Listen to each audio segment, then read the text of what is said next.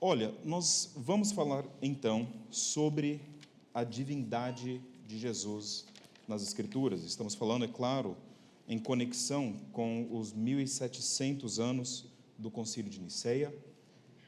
Quando nós falamos sobre o Concílio de Nicéia, falamos então sobre o credo de Nicéia, aquilo que, em parte, certo, tem outras confissões, mas aquilo que, em parte, nós confessamos, que Jesus Cristo é o Filho de Deus. Tem outras coisas no credo niceno, mas eu creio que falar sobre a divindade de Jesus nas Escrituras seria muito difícil. Então, eu quero focar hoje nessa frase: Jesus Cristo, Filho de Deus, Salvador, certo?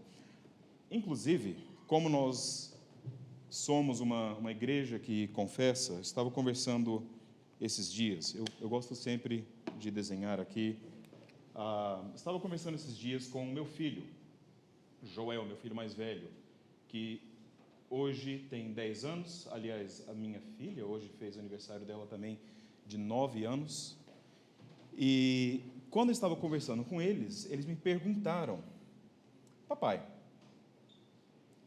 como é que a gente se torna membro da igreja? A gente tem que falar alguma coisa para alguém? Eu falei: sim, você vai ter que fazer a sua profissão de fé. Você já foi batizado, então, tecnicamente, você já é membro, mas para se tornar um membro assim como o papai, assim como a mamãe, você vai ter que fazer uma profissão de fé.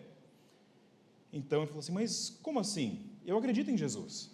Eu falei: ótimo, mas os presbíteros da igreja, e a igreja vai querer saber um pouco mais do que apenas se você acredita em Jesus. Quem é Jesus? Jesus é o Filho de Deus. Ótimo, muito bem. O que mais que você sabe sobre Jesus? Eu não sei dizer.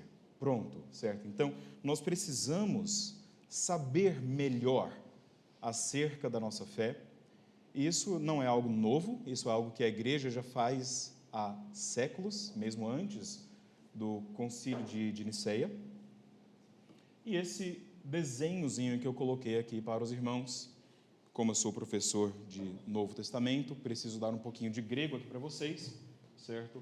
Mas este desenho, então, é um desenho que era utilizado... Opa, já estou escrevendo errado aqui, peraí. Era utilizado desde o início para falar sobre a confissão da igreja. Qual que era essa confissão que eles diziam, que eles faziam?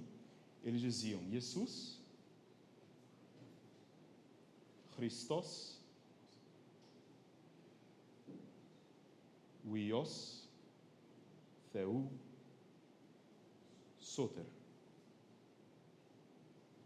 Então, agora eu vou pegar aqui caneta vermelha só para mostrar isso para os irmãos, certo? Aqui eu tenho Jesus, certo? Christos,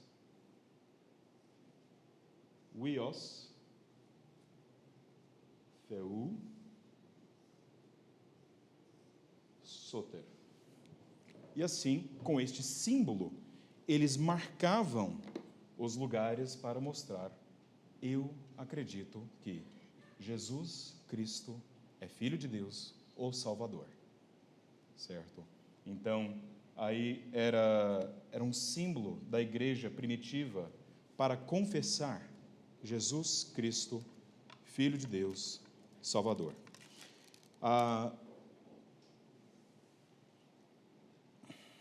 Qual que é a importância disso? Se nós olharmos nas Escrituras, vamos abrir nossas Bíblias para Atos, capítulo 8, nós vemos uma das primeiras confissões de fé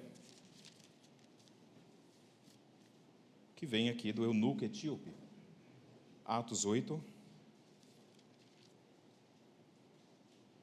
no versículo 37.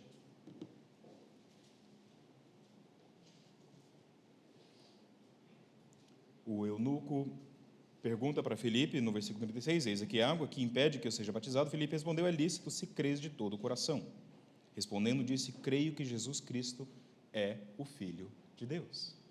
Veja, então, essa não é uma confissão nova, não era algo que veio no Concílio de Nicéia, era bastante antiga. E mais ainda antiga do que a confissão aqui do eunuco. Voltem em suas Bíblias agora para Marcos, capítulo 8. Marcos, capítulo 8. O Evangelho de Marcos é muito interessante, justamente por traçar esse tema de Jesus como Filho de Deus de uma forma muito importante, programática para o Evangelho inteiro. Mas logo aqui, em Marcos capítulo 8, existe uma divisão entre duas metades do Evangelho. A primeira metade, Jesus está na região da Galileia. Na segunda metade, ele vai em direção lá e depois chega em Jerusalém, certo? Então, a partir do versículo 27 do capítulo, nós vemos assim: então, Jesus e os seus discípulos partiram para as aldeias de Cesareia de Filipe e, no caminho, perguntou-lhes: quem dizem os homens que sou eu? Então, de novo, eles estão no caminho aqui. E é interessante, essa palavra no caminho, enteodô, né, vai ser repetido várias vezes aqui nessa parte de Marcos. Algumas pessoas vão dividir o livro de Marcos em 3, outros em 2, mas aqueles que dividem em 3 dizem a segunda parte do Evangelho de Marcos aqui é no caminho. É toda essa parte que tem o caminho para Jerusalém. A terceira parte seria ali em Jerusalém. De qualquer forma, no versículo 28, Jesus incita essa pergunta. No versículo 28, responderam: João Batista, outros Elias, mas outros alguns dos profetas. Então lhes perguntou: mas vós, quem dizeis que eu sou? Respondendo, Pedro lhe disse: tu és o Cristo. Advertiu-os Jesus que a ninguém dissessem tal coisa a seu respeito. É interessante aqui, porque logo depois disso, no versículo 31, ele vai dizer o seguinte: então começou ele a ensinar-lhes que era necessário que o Filho do Homem sofresse muitas coisas, fosse rejeitado pelos anciãos, pelos principais sacerdotes e pelos escribas, fosse morto, que depois de 3 dias ressuscitasse. Isto lhes expunha claramente, mas Pedro, chamando à parte, começou a reprová-lo. Então nós temos todo o debate ali que ele tem com Pedro. Eu acho interessante aqui que Pedro diz: tu és o Cristo, certo? E ele diz: certo. Mas depois ele começa a reprovar, Pedro começa a repreender a Jesus, Jesus repreende a Pedro. Por que ele faz isso? Porque a palavra Cristo não significava a mesma coisa para Jesus que significava para Pedro. Para Pedro, Cristo seria o grande Salvador, seria o grande Rei, seria aquele poderoso que viria, que derrotaria os inimigos, principalmente de Roma, que traria libertação para o povo de Israel. Era uma pessoa política. Claro, tenho certeza que Pedro não acreditava que era somente político, nós não estamos dividindo aqui igreja e Estado nesse tempo, certo?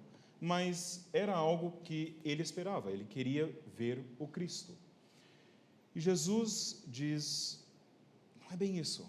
Veja só o que significa eu ser esse Cristo. O Filho do Homem precisa sofrer muitas coisas, ser rejeitado pelos anciãos, pelos principais sacerdotes e escribas, ser morto e depois de 3 dias ressuscitar. No Evangelho de Marcos, então, esse tema vai ser muito importante, porque ele vai desenvolver que o Filho de Deus é o Filho do Homem. Eu vou voltar nisso depois. Mas, por enquanto, vamos olhar aqui em Marcos capítulo 1, no versículo 1, só para ver aqui que o tema de Filho de Deus é importante.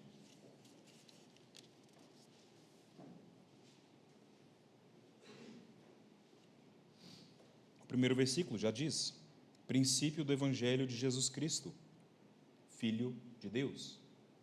Mais tarde, no batismo de Jesus, no versículo 10, logo ao sair ao sair da água, viu os céus rasgarem-se e o Espírito descendo como pomba sobre ele.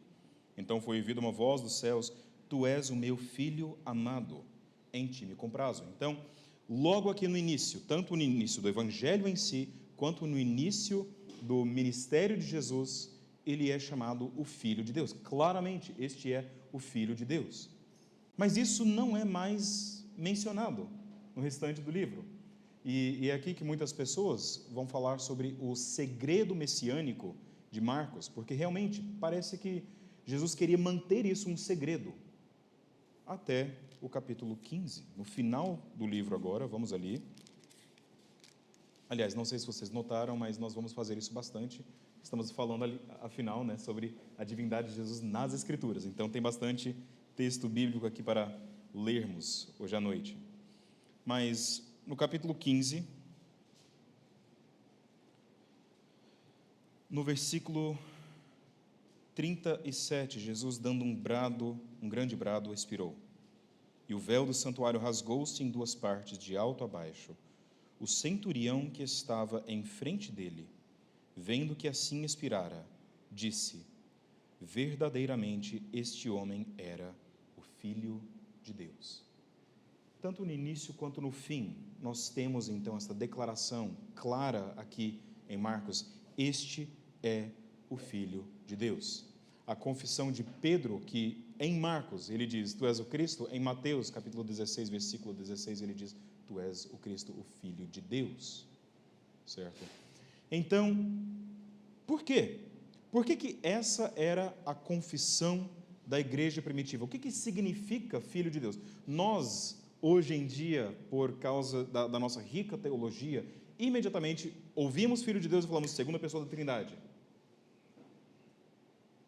Mas Pedro era um judeu. Como que Pedro poderia dizer: Tu és o Filho de Deus, sendo judeu, e pensar na segunda pessoa da Trindade? O que significa Filho de Deus? Veja, não estou dizendo que Jesus não é a segunda pessoa da Trindade. Por favor, não ouçam isso, certo? Mas o que significa, então, Filho de Deus aqui nos Evangelhos? O que está acontecendo aqui? Isso, de novo, faz parte da nossa confissão, faz parte da confissão da igreja primitiva, é uma coisa muito importante, inclusive é o que nos separa, por exemplo, das testemunhas de Jeová, é o que nos separa dos Mormons, certo? Os Mormons, por um lado, dizem que Jesus se tornou Deus, e, portanto, nós também todos podemos nos tornar deuses se nós formos assim com Jesus, etc. As testemunhas de Jeová dizem: não, Jesus foi o primogênito no sentido em que ele foi a primeira criatura. Não é que ele realmente é Deus. E muitas vezes, quando nós pensamos em filho, nós pensamos nisso, certo? Pensamos: olha, o filho não é tão grande quanto o pai, o filho não tem essa mesma essência, por assim dizer, do pai. Será que é isso mesmo que as Escrituras dizem? Eu creio que não. Eu creio que não.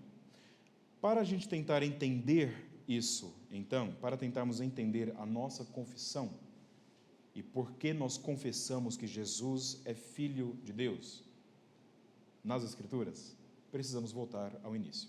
Vamos lá, então, para Gênesis, capítulo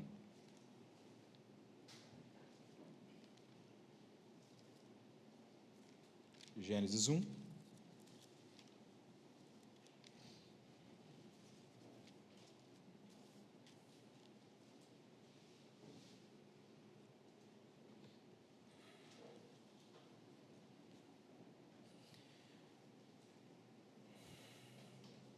No versículo 26, também disse Deus: façamos o homem à nossa imagem, conforme a nossa semelhança. Tenha ele domínio sobre os peixes do mar, sobre as aves do céu, sobre os animais domésticos, sobre toda a terra e sobre todos os répteis que rastejam pela terra. Criou Deus, pois, o homem à sua imagem, a imagem de Deus o criou, homem e mulher os criou. E Deus os abençoou e lhes disse: sede fecundos, multiplicai-vos, enchei a terra e sujeitai-a, dominai sobre os peixes do mar, sobre as aves do céu, sobre todo o animal que rasteja pela terra. Esses 3 versículos são programáticos para toda a Bíblia. Eles são necessários. Sem esses 3 versículos, nós não teríamos o Evangelho em si, certo? Tem muita coisa rica a ser minada, a ser entendida aqui nesses 3 versículos. Mas eu quero focar nessa ideia de imagem. Em português, nós temos um ditado: filho de peixe, peixinho é, certo? O filho, então, compartilha da imagem do pai. De alguma forma, claramente, não estou falando aqui sobre a essência de Adão, mas de alguma forma, Adão em si era já, por ser imagem de Deus, o filho de Deus. Você pode estar pensando, mas Danilo, isso soa um pouco como heresia. Abra sua Bíblia agora em Lucas, deixe um dedo aqui em Gênesis, abra sua Bíblia em Lucas capítulo 3. Porque essa, entre aspas aqui, heresia, está presente na Bíblia também. Lucas, capítulo 3. Mais uma vez aqui no início do ministério de Jesus, logo depois do seu batismo, Lucas, em vez de focar ali tanto, ele coloca, sim, que Deus diz, uma voz do céu, no versículo 22, tu és o meu filho amado, em ti me comprazo. Então, mais uma vez, ele ressalta essa questão, mas depois ele dá uma genealogia. Ora, tinha Jesus cerca de 30 anos ao começar o seu ministério. Era como se cuidava filho de José, filho de Eli, Eli, filho de Matate, Matate, filho de Levi, etc, etc, etc. Ele continua, e diferente de Mateus, que começa com Abraão, Lucas continua descendo na linhagem, continua até chegar no versículo 38. Cainã, filho de Enos, Enos, filho de Sete, e este filho de Adão, filho de Deus. Adão, filho de Deus. Estranho isso, não é? Por que que aqui, logo depois de deixar muito claro que Jesus, no seu batismo, é chamado o Filho amado de Deus, agora eu vejo uma conexão bastante clara com Adão, que também é chamado Filho de Deus. Para entendermos isso, precisamos de novo voltar lá para Gênesis. Por isso que eu disse, deixa um dedo ali em Gênesis, nós vamos voltar. Olha, de novo, Gênesis capítulo 1. Deixa muito claro, Adão e Eva, quando eu digo Adão aqui, estou falando sobre a raça humana, os dois ali, não apenas Adão, mas Adão e Eva, esses dois, foram criados à imagem de Deus, certo? Homem e mulher os criou, os dois aqui são a imagem de Deus. E quando nós pensamos sobre isso significa que, de alguma forma, eles refletiam o caráter de Deus. Tem muito mais aqui, de novo, que a gente poderia explorar, mas de alguma forma Adão e Eva refletiam e também são comissionados para refletir a imagem de Deus, para mostrar quem Deus é, para assim serem corretamente filhos de Deus. Tá? Claro, eles não conseguem, mas vamos ver aqui em que consiste isso que eles deveriam fazer. Eles deveriam, então, aqui no versículo 28, ser fecundo e multiplicar. Em outras palavras, eles deveriam ter filhos. Em outras palavras, eles deveriam reproduzir aquela imagem, certo? É um xerox aqui. Precisamos ter cópias, precisamos ter mais imagens. Se eu pensar aqui em cada uma dessas imagens como uma pequena luzinha, eu tenho várias luzes. Deus queria encher a terra, como ele diz aqui a eles, da sua imagem, queria encher a terra da sua glória. É isso que Adão e Eva foram criados para fazer. Ele continua e diz, multiplicai-vos, enchei a terra e sujeitai-a. Dominai sobre os peixes do mar, sobre as aves do céu, sobre todo animal que rasteja pela terra. Então, eles são chamados não apenas para refletir a glória de Deus, para mostrar a imagem de Deus ao mundo, mas eles são também ao mostrarem essa imagem de Deus, são também chamados para dominar, assim como Deus domina. Certamente vocês já viram, eles são chamados de vice-regentes, né, na nossa teologia sistemática. Então, realmente, eles têm essa missão de serem reis, mas também de mostrarem a glória de Deus, no sentido em que agora também são sacerdotes, em que Adão, também mais tarde, no capítulo 2, recebe uma mensagem de Deus, e ele é comissionado com esta mensagem para levar a mensagem a Eva sobre a árvore do conhecimento do bem e do mal. Ele tem, então, uma missão agora profética. E nós temos, então, esses três, que mais tarde nós vamos chamar de ofícios de Cristo, já presentes aqui em Gênesis. Como sacerdotes, eles têm conexão, têm acesso a Deus e refletem a glória de Deus. Como reis, eles dominam e devem subjugar toda a terra, eles foram criados com majestade muito maior do que qualquer um dos animais, assim como diz no Salmo 8. Como profetas, no caso aqui, eles são chamados também para comunicar a palavra de Deus. Então nós temos isso que significa ser filhos de Deus. Quando nós continuamos, porém, as três coisas são quebradas na queda. Na queda, quando chegam ali, Eva, em primeiro lugar, já não representa corretamente a palavra de Deus, a serpente, quebrando assim o ofício profético. E não estou dizendo somente Eva, porque claramente também Adão não falou nada, certo? A serpente. Então, mais uma vez, ele não disse quando ele deveria ter dito. Assim também os sacerdotes eram chamados para distinguir entre o bem e o mal. Malaquias capítulo 2. Eles eram chamados para fazer essa divisão. E aqui eu tenho o lugar santo de Deus, o jardim santo. E eles não mantiveram para fora desse santo jardim a serpente imunda e profana. Certo? Quebram aí a sua missão sacerdotal. E, ao mesmo tempo, não dominam sobre Satanás, mas são dominados por Satanás. Então é neste momento que, assim como Deus havia dito no versículo 17, no dia em que dela comeres, certamente morrerás, eles morrem, né? Não. É estranho isso. Por quê? Que em Gênesis 3, no momento em que eles comem, no dia em que eles comem, eles não morrem. O que está acontecendo aqui? É muito interessante, porque quando eu olho para Gênesis 3, vejam, vamos aqui para o versículo 13. Disse o Senhor Deus à mulher: que é isto que fizeste? Respondeu a mulher: a serpente me enganou e eu comi. Então o Senhor Deus disse à serpente: visto que isso fizeste, maldita és entre todos os animais domésticos e o és entre todos os animais selváticos. Rastejarás sobre o teu ventre e comerás pó todos os dias da tua vida. Porém, inimizade. Vejam só, o que eu espero ouvir aqui? Entre vocês e eu.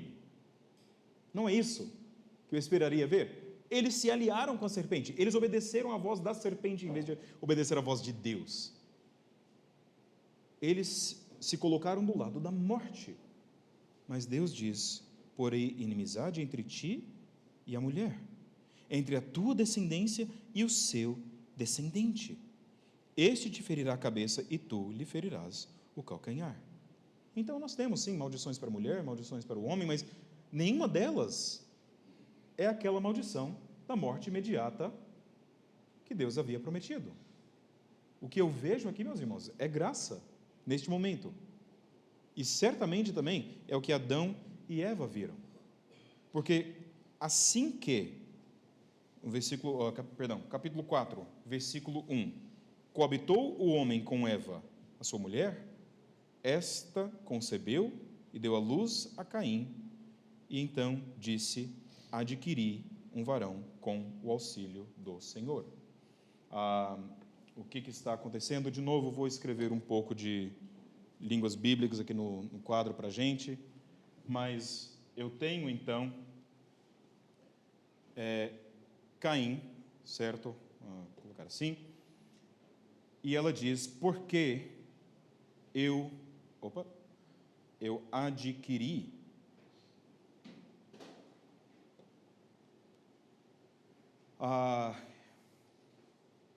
para aqueles que ainda não aprenderam hebraico, isso aqui é o nun, isso aqui também é o nun, são a mesma letra aqui, mesmo que pareça diferente, é o nun sofito ou o nun final aqui. De qualquer forma, o que ela diz? Ela diz, eu vou chamá-lo de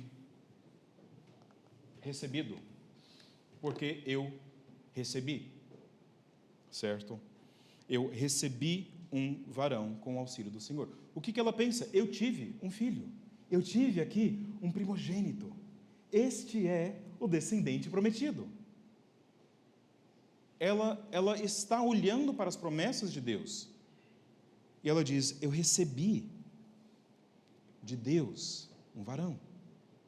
Então vem Abel, que não tem um nome muito legal, não sei se tem algum Abel aqui, mas o seu nome significa vento ou vaidade, né? Mas de qualquer forma, é justamente isso, a vida dele, passa num piscar de olhos para pessoas que viviam mais de 900 anos. E Caim, que ela achava seria aquele que esmagaria a cabeça da serpente, esmaga a cabeça do seu irmão. E nós vemos aqui, então, a esperança de vida de Eva estava depositada em um filho que supostamente seria este filho de Deus para tomar o lugar de Adão, que já não era mais filho de Deus. Haveria de vir, então, algum filho de Deus, alguém que não seguisse aqui na linhagem de pecado, mas que conseguisse refletir de novo a imagem de Deus. Não foi Caim. Chega então Gênesis, capítulo 5. Nós estamos pulando algumas coisas aqui, mas é proposital. Gênesis capítulo 5. Este é o livro da genealogia de Adão. No dia em que Deus criou o homem, a semelhança de Deus o fez. Note aqui, Moisés não precisava colocar aqui de novo, a semelhança de Deus o fez. Por que ele coloca isso? Ele está dizendo, olha, preste atenção. Lembra de Gênesis 1, 26 a 28? No dia em que Deus criou o homem, ele o fez à semelhança. Homem e mulher os criou e os abençoou. Ele chamou pelo nome Adão, no dia em que foram criados. Viveu Adão 130 anos e gerou um filho à sua semelhança, conforme a sua imagem. E lhe chamou Sete. De onde então Lucas tira a ideia de que Adão era filho de Deus? Olha, se Sete é a imagem e semelhança de Adão, e Adão é filho de Sete, e Sete é filho de Adão, então Adão, que é imagem e semelhança de Deus, claramente é filho de Deus. Mas aqui realmente existe uma troca, porque este filho não é a imagem e semelhança de Deus. Ele não pode ser propriamente chamado filho de Deus. Ele é filho de Adão, e mais tarde existe todo um debate sobre quem seriam, em Gênesis capítulo 6, versículo 2, os filhos de Deus, mas eu acredito que, uma vez que nós temos duas genealogias aqui, de Gênesis 4 e Gênesis 5, uma genealogia sendo a genealogia corrupta de Caim, e a outra em Gênesis 5 sendo a genealogia abençoada, não vou dizer santa, mas abençoada de Sete, faz sentido que esta corrupção em Gênesis 6, para mim, ali, dos filhos de Deus, é que estes eram justamente aqueles que deveriam estar mostrando a imagem de Deus, mas eles começam a se misturar com aqueles que não faziam parte da linhagem dos filhos de Deus. Existe uma corrupção, existem problemas. A imagem de Deus aqui, a promessa que Deus havia feito em Gênesis capítulo 3 é ameaçada. Sim, mais outra coisa aqui que é importante a gente entender. De novo, voltando para o hebraico, agora, o nome que Eva vai dar a Sete, certo? A este outro filho. Aliás, não é que ele era o sétimo nascido, tá bom, gente? Sétimo não tem nada a ver com a nossa língua portuguesa, mas, perdão, estou escrevendo aí em cursivo. Pronto. Mas aqui então, o seu nome, Sete, é justamente o verbo que Deus havia utilizado em Gênesis 3, no versículo 15, quando ele disse: porei inimizade, eu estabelecerei, certo?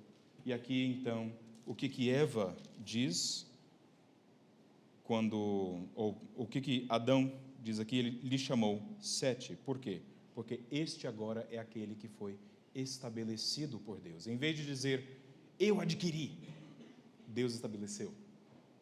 E aqui eu vejo uma mudança na forma em que eles tratam e na forma em que esta linhagem vai ser continuada aqui em Gênesis. O Filho de Deus, então, continua sendo uma expectativa não realizada. Mas essa expectativa de que haveria um Filho de Deus, alguém que seria mais do que Adão, alguém que seria mais do que Sete, alguém que seria até mesmo mais do que Enoque, que andou com Deus e já não era, porque Deus o levou. Olha, se Deus o levou, então, como fica a nossa situação? Existe uma expectativa. A expectativa de vida é uma expectativa que está embasada neste Filho de Deus.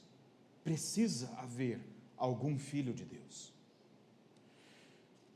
Noé, então, vem, em Gênesis 9, nós vemos que Deus faz uma aliança com Noé. No versículo 1, abençoou Deus a Noé, a seus filhos, e disse: sede fecundos, multiplicai-vos e enchei a terra. Então, de novo, ele está dando a mesma missão, exatamente a mesma missão que ele havia dado a Adão. Eu tenho um novo Adão aqui em Noé, não havia mais outro progenitor aqui de filhos, certo? Era Noé. Mas neste novo Adão, ele recebe a mesma missão.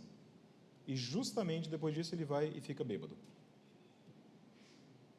E de novo, em um jardim, nós vemos maldição, certo? É interessante como que esses padrões se repetem aqui, e claramente os padrões são históricos e ordenados por Deus, mas também são registrados por Moisés, de forma a nos criar, a gerar em nós uma ânsia. Mas, de novo, sério? Mas, onde está esse Filho de Deus? E quando nós continuamos a ler, em Gênesis 12, agora eu não tenho mais uma missão que é dada para Abraão. Em vez de uma missão de ser fecundo, multiplicar, de ter todas essas coisas, Deus dá uma promessa. Em Gênesis 12, versículo 1, ora disse o Senhor a Abraão: sai da tua terra, da tua parentela e da casa de teu pai, e vai para a terra que te mostrarei. De ti farei uma grande nação. Em outras palavras, sede fecundos, eu vou te fazer uma grande nação. E te abençoarei, e te engrandecerei o nome. Sê tu uma bênção. Abençoarei os que te abençoarem, amaldiçoarei os que te amaldiçoarem. Em ti serão benditas todas as famílias da terra. Por que Deus coloca aqui famílias e não coloca todas as pessoas, todos os indivíduos, todos os homens e mulheres, etc.? Por que famílias? Porque, de novo, a esperança de Gênesis 3,15 está intimamente atrelada com uma família, intimamente atrelada com o Filho de Deus. E aqui, então, Abraão recebe esta promessa e falamos: olha, ótimo, agora nós sabemos, o Filho de Deus virá através de Abraão. Mas será que ele é Abraão? Não sei. Vamos continuar. Gênesis 15.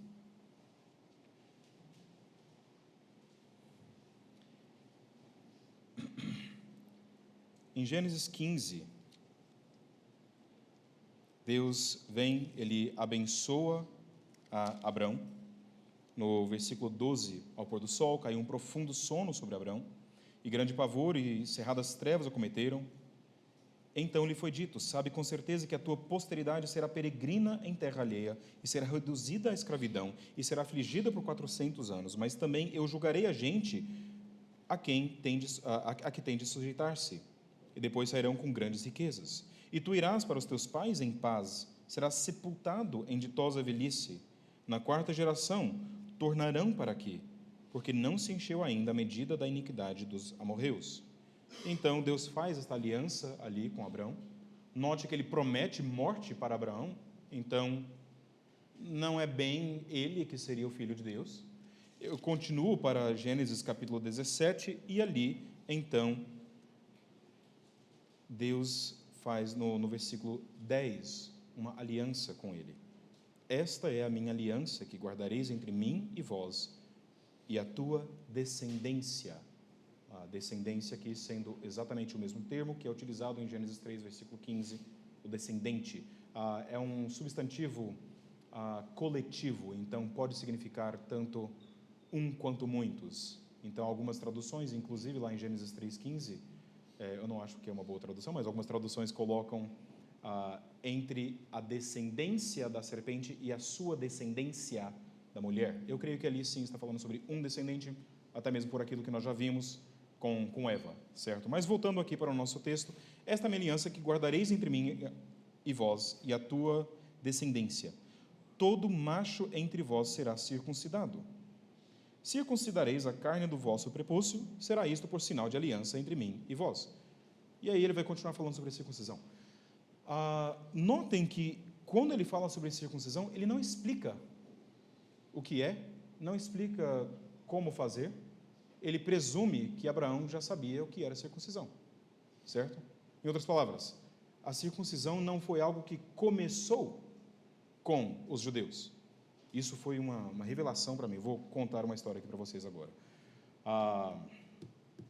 Quando eu tinha 19 anos, 20 anos, não sei, entre 19 e 20 anos, eu tive o privilégio de estudar numa faculdade nos Estados Unidos, e lá tive outro privilégio de conseguir fazer um semestre de intercâmbio em Israel. Naquele nosso intercâmbio, fomos para ficar uns 3 meses e 2 semanas, certo? 3 meses e meio lá em Israel. Só que fomos com visto de turista. E o problema do visto de turista é que ele dura apenas 3 meses. Então, no meio do semestre, a escola dizia para a gente: olha, vocês vão ter que sair do país, não sei, vai para o Egito, vai para a Jordânia, vai para algum lugar, mesmo que você só tiver que cruzar a fronteira e voltar de novo, mas saiam do país para conseguirem um novo visto, e vocês terminarem o semestre aqui, estar tudo legal, e eles davam uma semana inteira para a gente para fazer uma viagem, se quiséssemos. Então, foi isso que nós fizemos. Eram mais ou menos uns 40 alunos, e tinha mais ou menos uns 15 meninos e 25 meninas. As mulheres tinham que ir sempre acompanhadas de homens, porque nós estávamos indo para países muçulmanos, então fomos lá, eu, meu colega de quarto e 2 colegas nossas. E fomos então para o Egito. Chegando lá no Egito, foi bem interessante. A gente passou o primeiro dia só chegando à cidade de Cairo. E quando chegamos lá em Cairo, já era tarde, falamos assim: olha, vamos comer alguma coisa. E chegamos lá e eles tinham uma shawarma. Eu falei assim: shawarma, que gostoso, né? Não sei se vocês sabem, mas é aquela carne assim em fatias que eles colocam, vai cozinhando. Bom, de qualquer forma, muito gostoso. É um churrasquinho árabe.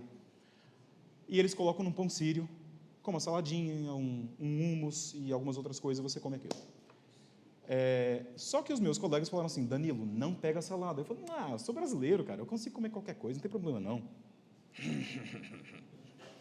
2 da madrugada, eu acordo me acabando por todos os buracos e orifícios do corpo.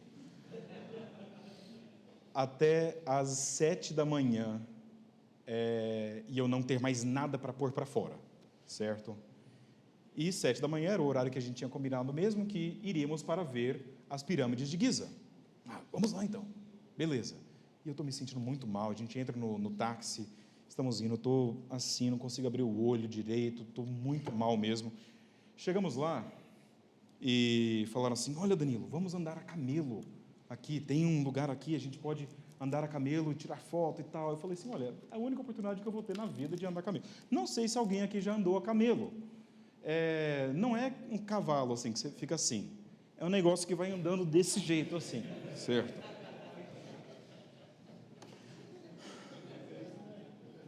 Eu estava tentando segurar a aguinha que eu tinha bebido naquela manhã. E depois de tudo aquilo, a gente falou assim, olha, estava quase na hora do almoço, vamos para o Museu de Cairo. Tá bom, vamos lá para o Museu de Cairo. Chegamos lá no museu e eles estavam em reformas e estava um calor de lascar. E eu não estava me sentindo bem.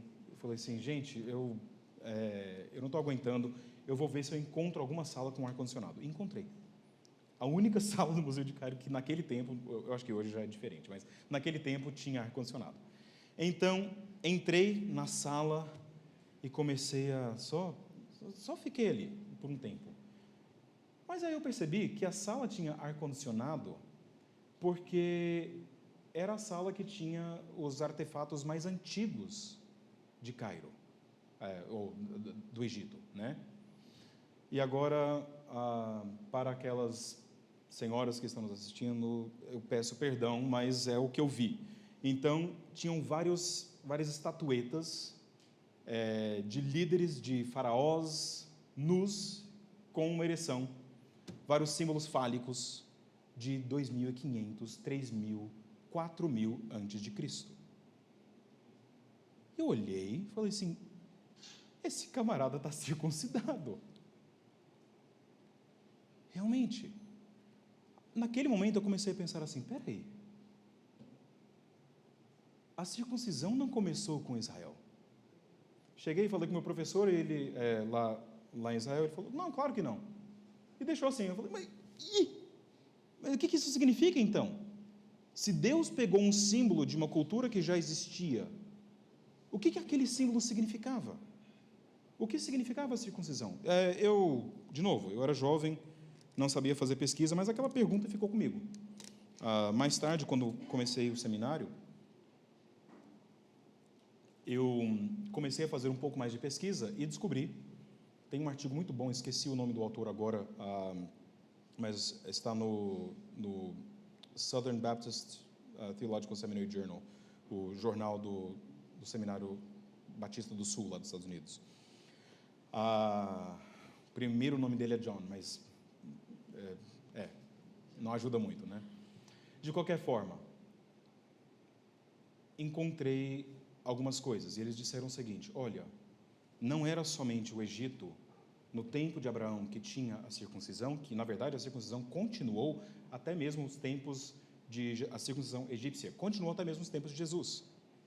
Mas naqueles tempos, já de Abraão, havia a circuncisão, sim, era praticada no Egito, ela era praticada na Suméria, ela era praticada na Anatólia, inclusive, mas ela era restrita. Ela não era para todos os homens, ela era somente para uma casta específica, para os reis e para os sacerdotes. Por quê? Porque ao circuncidar, ao marcar aquele membro, o órgão sexual, eles estavam dizendo, a sua semente, a sua prole é santa, é a prole dos deuses. Vocês são filhos dos deuses. Chega então aqui, em Gênesis 17, e Deus diz para Abraão, todo macho entre vós será circuncidado, inclusive o escravo. O que ele está dizendo para Abraão? Ele está dizendo a mesma coisa que ele vai dizer vários séculos depois para todo o seu povo. Vós sereis para mim nação santa, reino de sacerdotes. Certo? Vocês são além de tudo isso, os meus filhos, reis e sacerdotes, assim como Adão e Eva foram chamados para ser rei e sacerdote. Ah, mas Abraão morreu. Sim, Isaac também, Jacó também, José também. E José, assim como nós vemos em Hebreus 11, por ato de fé, fez menção dos ossos. Note que não diz, ele profetizou acerca dos ossos, mas fez menção dos seus ossos. Como assim fez menção? Ele lembrou da promessa de Deus.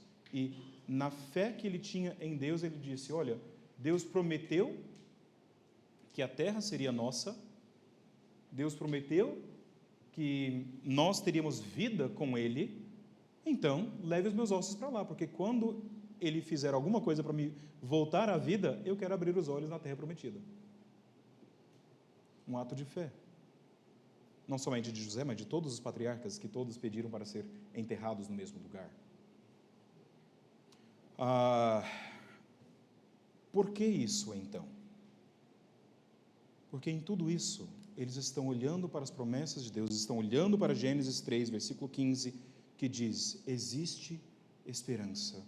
A sua esperança está no seu Filho, que será o Filho de Deus. Haverá um Filho de Deus. Haverá alguém que será um novo e perfeito Adão. Deixa eu ver aqui, nós vamos aqui até 8h30, certo? Então, temos mais meia hora, tá bom. Aí depois eu dou um intervalozinho. Isso tudo, então, meus irmãos, só para entendermos um pouco o que está em jogo quando falamos essa frase, Filho de Deus. Filho de Deus é muito mais do que apenas, mas certamente também é, segunda pessoa da Trindade. Adão foi filho de Deus. Havia a promessa de um filho de Deus. Havia a promessa de alguém que seria, de alguma capacidade, de alguma forma, muito mais imagem de Deus do que qualquer outro ser humano havia sido na história de Israel. Vamos agora para Êxodo, capítulo 1. Não se preocupem, nós não vamos gastar tanto tempo em Êxodo quanto gastamos em Gênesis, ou depois em Levítico, Números, Deuteronômio, etc.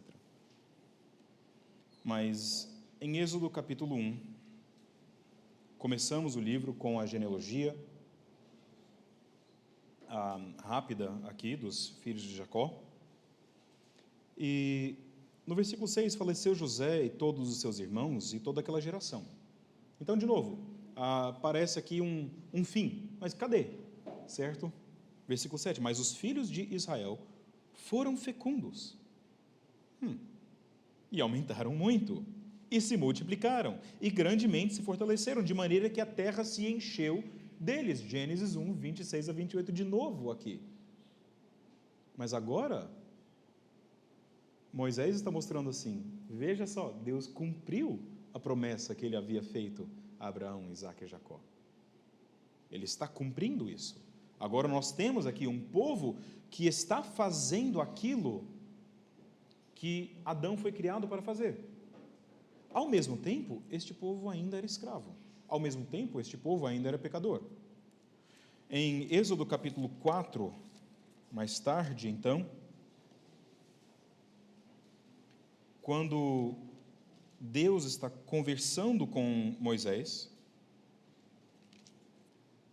ele diz no versículo 21, o seguinte, disse o Senhor a Moisés, quando voltares ao Egito, vê que faças diante de Faraó todos os milagres que te hei posto na mão, mas eu lhe endurecerei o coração, para que não deixe ir o povo. Isso aqui é um resumo de tudo que ele já tem falado desde o capítulo 3, certo? Do capítulo 3 e capítulo 4, Deus está conversando com Moisés, ele está falando para ele tudo que ele deve fazer, tudo que ele precisa levar ali, tanto para o povo de Israel, quanto para os egípcios, que seria pragas, mas... Então, Deus está fazendo isso aqui, ele diz tudo o que deveria acontecer, agora ele resume. Versículo 22. Dirás a Faraó, assim diz o Senhor, Israel é meu filho, meu primogênito. Digo-te, pois, deixa ir meu filho para que me sirva, mas se recusares deixá-lo ir, eis que eu matarei teu filho, teu primogênito. Eu não sei se os irmãos já notaram, mas esse, tirando Oséias capítulo 11, é o único lugar em que Israel é explicitamente chamado o Filho de Deus. Existem outros lugares em que Israel, ou os israelitas, são chamados de filhos de Deus, mas só aqui, em Oséias capítulo 11, versículo 1, são os únicos dois textos do Antigo Testamento nos quais Israel é chamado o Filho de Deus. Aqui, o primogênito de Deus. Isso vai ser muito importante, porque mais tarde, no capítulo 12, vem finalmente, ou no capítulo 11, na verdade, vem a promessa, no capítulo 12 vem a Páscoa, no finalzinho do capítulo 12 vem a 10ª praga, que é a morte de todos os primogênitos. E depois de tudo isso, os filhos de Israel saem, e no capítulo 13 de Êxodo, depois eu pego. No versículo 12 diz assim, vamos começar no versículo 11. Quando o Senhor te houver introduzido na terra dos cananeus, como te jurou a ti e a teus pais, quando tal houver dado, apartarás para o Senhor todo o que abrir a madre e todo o primogênito dos animais que tiveres. Os machos serão do Senhor. Porém, todo o primogênito da jumenta resgatarás com o cordeiro. Se o não resgatares, será desnucado. Mas todo o primogênito do homem entre teus filhos resgatarás. Quando teu filho amanhã te perguntar, que é isso? Responder-lhe-ás, o Senhor com mão forte nos tirou da casa da servidão. Pois sucedeu que, endurecendo-se Faraó para não nos deixar sair, o Senhor matou todos os primogênitos na terra do Egito, desde o primogênito do homem até o primogênito dos animais. Por isso, eu sacrifico ao Senhor todos os machos que abrem a madre, porém a todo o primogênito dos meus filhos eu resgato.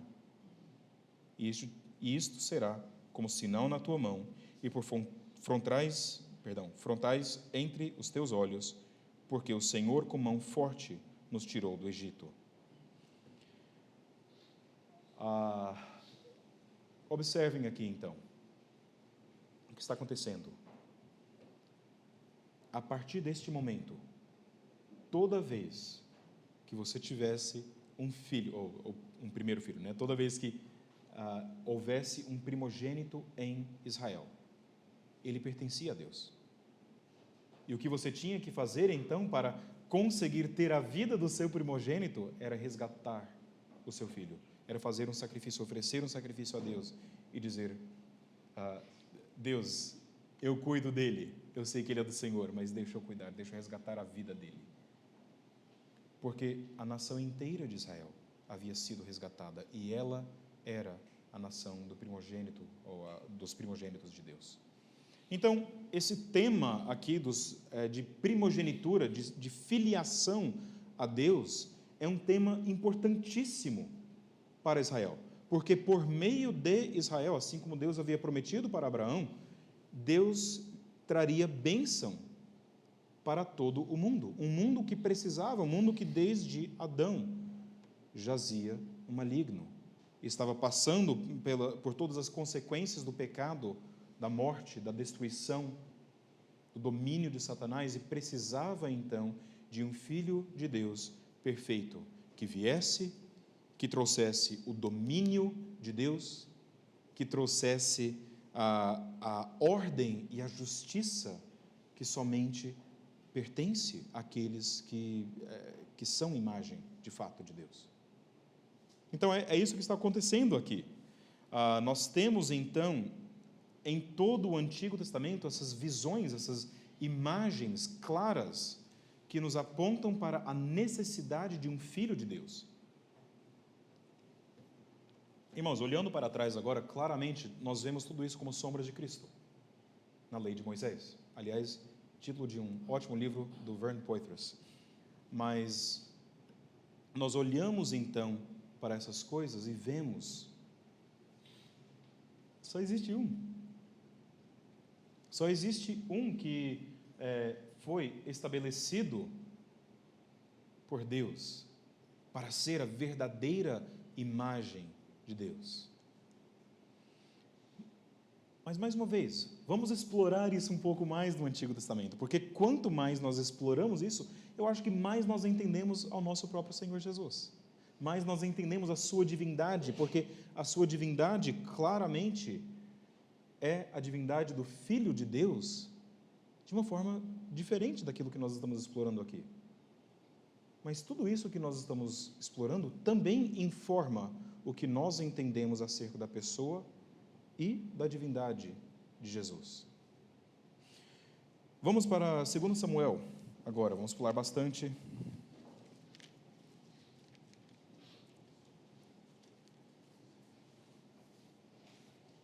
Davi finalmente havia estabelecido o seu reino, e ele tem então em seu coração um desejo fortíssimo de estabelecer um lugar, um templo para Deus.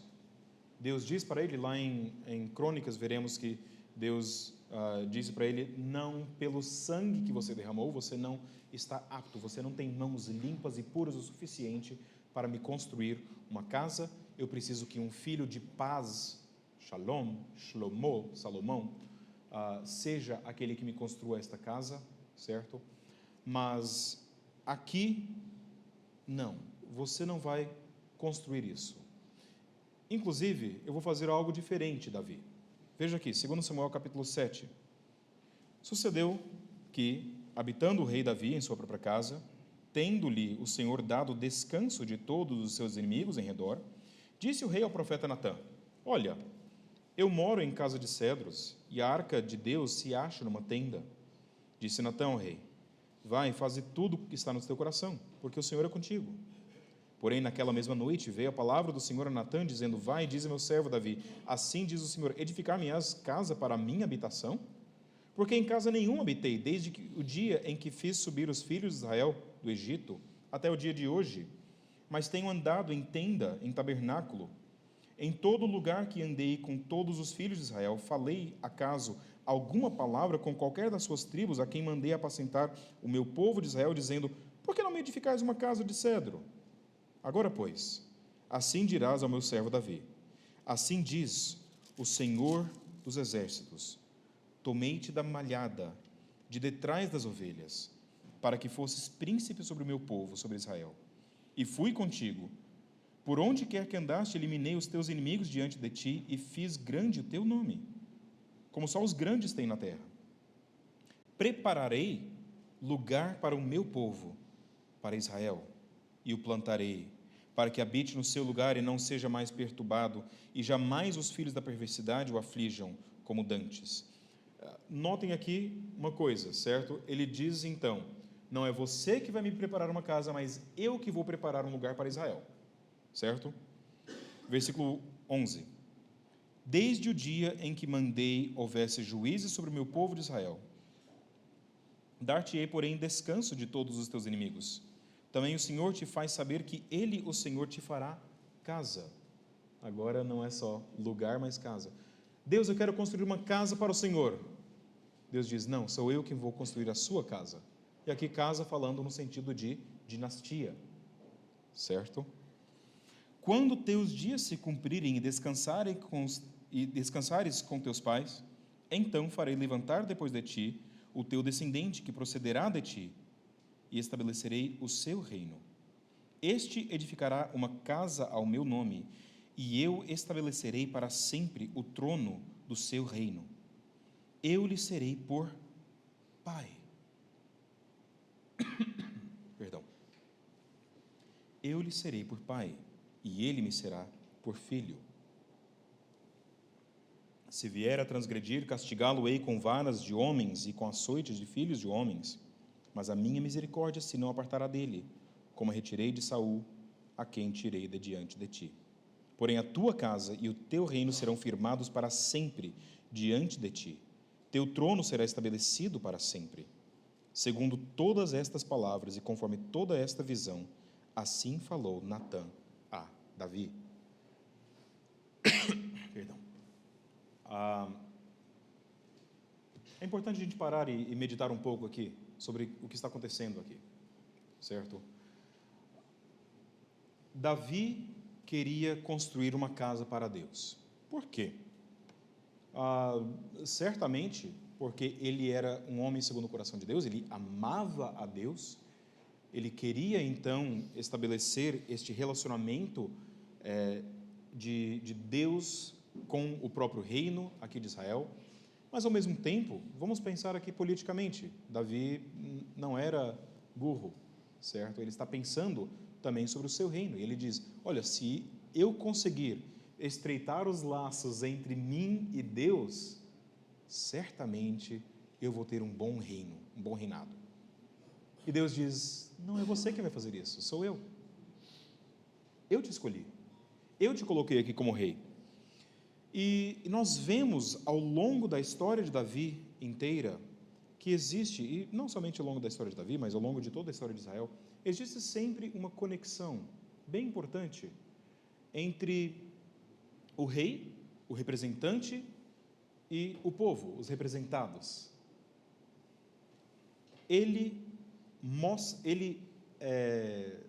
Em suma, ele é aquilo que o povo deve ser. E quando ele age fielmente, o povo recebe as bênçãos da sua fidelidade. Quando ele não age de forma fiel, o povo recebe as maldições da sua infidelidade. Existe essa conexão, então, uma conexão federal, podemos dizer, certo? Entre o rei e os súditos, entre o rei e o povo. Deus, então, está dizendo o seguinte, olha, lembra que eu prometi que haveria um filho, prometi que haveria um descendente, eu prometi que haveria alguém que fosse mais minha imagem do que qualquer outra pessoa foi. Lembra que eu prometi que isso aconteceria através de Abraão? Lembra que eu prometi que isso aconteceria também aqui, pela nação de Israel, que eu chamo meu primogênito? Agora eu estou afunilando isso mais, porque, claro, uma nação inteira não pode ser uma pessoa, e eu prometi uma pessoa. Essa pessoa será da tua linhagem, Davi. Uau! Olha só. É claro que Davi, então, vai cantar ou orar aqui ações de graças a Deus.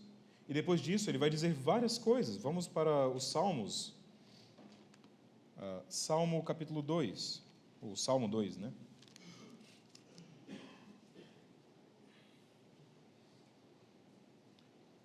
No Salmo 2, vemos aqui uma profecia, um salmo profético falando sobre justamente este Filho de Deus.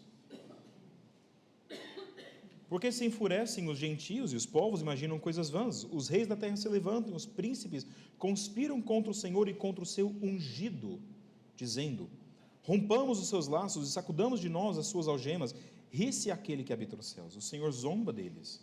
Na sua ira, a seu tempo lhes há de falar, e no seu furor os confundirá. Eu, porém, constituí o meu rei sobre o meu santo monte Sião. Proclamarei o decreto do Senhor. Ele me disse, tu és meu filho, eu hoje te gerei. Este filho, meus irmãos, não é Davi, não é Salomão. Mesmo que lá em 2 Samuel capítulo 7, versículo 14, nós vemos que a promessa do filho, que aquele que seria filho de Deus, o rei que seria filho de Deus, seria castigado, etc., certo? Sim, ali parece se referir a Salomão, mas ao mesmo tempo aquela profecia parece se referir a mais do que apenas Salomão, porque o seu trono seria estabelecido para sempre. Como que você pode ter um trono para sempre? É por meio de filhos e mais filhos e mais filhos? Não, mas isso não faz sentido com aquilo que havia sido prometido lá em Gênesis, que era o fim da morte, que era a vida eterna. Eu tenho uma promessa de algo mais, eu tenho a necessidade de algo mais aqui. Eu tenho um tempinho aqui, deixa eu fazer uma parte aqui, tá? Porque existe um tema principalmente Gênesis, mas ao longo das Escrituras inteiras, que é o tema da conexão entre filhos e vida. E quando eu digo isso, eu acho que é algo mais profundo do que apenas dizer assim, o meu filho vai continuar, vai propagar o meu nome. Como nós vimos lá em Gênesis 3, a vida a Adão e Eva foi prometida, ou pelo menos pré-anunciada por meio de um filho, por meio de um descendente. Abram suas Bíblias, nós vamos voltar aqui ao Salmo 2, mas abram suas Bíblias em Provérbios capítulo 30.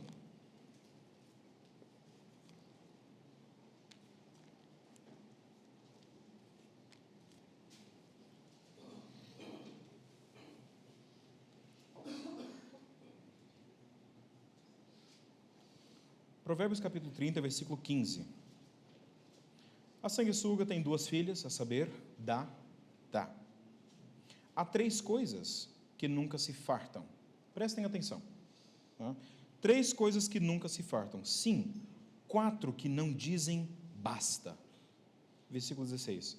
Elas são a sepultura, a madre estéril, a terra que se não farta de água e o fogo que nunca diz basta. Note que lado a lado aqui eu tenho a sepultura e a madre estéril. Nenhuma das duas dizem basta.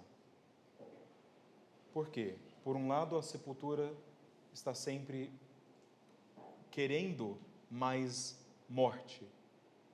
Por outro lado, a madre estéril está sempre querendo mais vida. É interessante, então, notar que todas as mulheres dos patriarcas foram estéreis. E em cada uma dessas jornadas aqui dos patriarcas, nós vemos Deus intervindo para cumprir a sua promessa de trazer um descendente. Não é à toa que Raquel chega a Jacó e diz: dá-me filho, senão morro.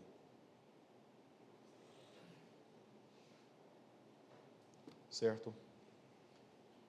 Por que eu estou falando isto? Porque quando nós olhamos agora para o Filho de Deus, para aquele que é chamado Filho de Deus, nós não estamos apenas olhando para um rei. Sim, ele é rei.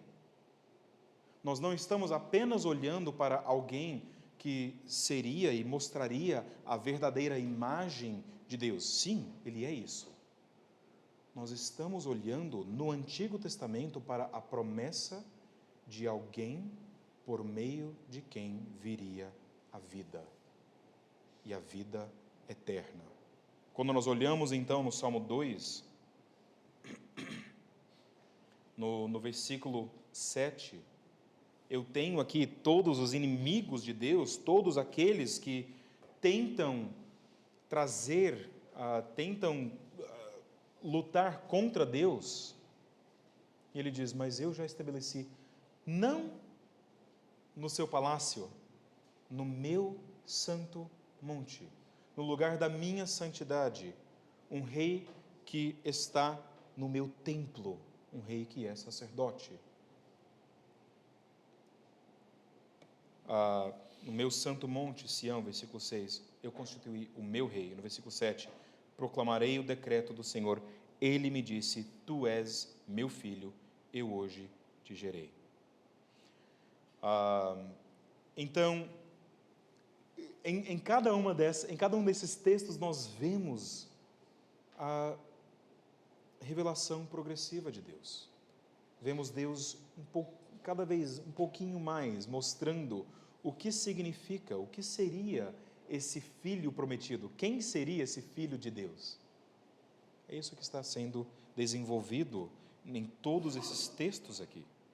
No Salmo 2, versículo 7, mais tarde no Salmo 110, vamos lá para o Salmo 110.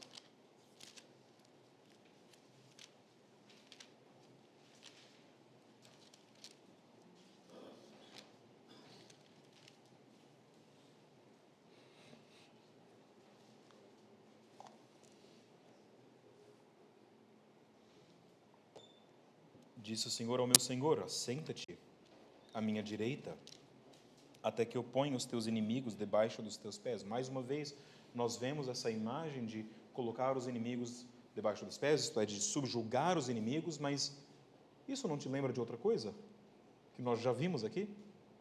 Gênesis 3, versículo 15. Quem esmagaria debaixo de seus pés a cabeça da serpente? O descendente prometido, o descendente da mulher. Não é à toa que isso ocorre aqui, que os inimigos são colocados debaixo dos pés deste ungido aqui de Deus. Então o Senhor enviará de Sião o cetro do seu poder, dizendo: domina entre os teus inimigos. Apresentar-se-á voluntariamente o teu povo no dia do teu poder, com santos ornamentos, como o orvalho emergindo da aurora, serão os teus jovens. O Senhor jurou e não se arrependerá. Tu és sacerdote para sempre, segundo a ordem de Melquisedeque. E é claro, o autor de Hebreus vai desenvolver isso bastante mais tarde. Mas aqui então nós vemos de novo o rei, que também é sacerdote, que aqui é chamado Senhor do próprio Davi. Quem poderia ser Senhor do próprio Davi? Essa é a grande pergunta que os judeus não conseguiam responder, até quando chega em Jesus. E ele responde para eles, com sua própria vida, certo? Salmo 8, mais um salmo aqui para nós. E este salmo será importante para traçarmos a conexão que existe agora entre o Filho de Deus e o Filho do homem.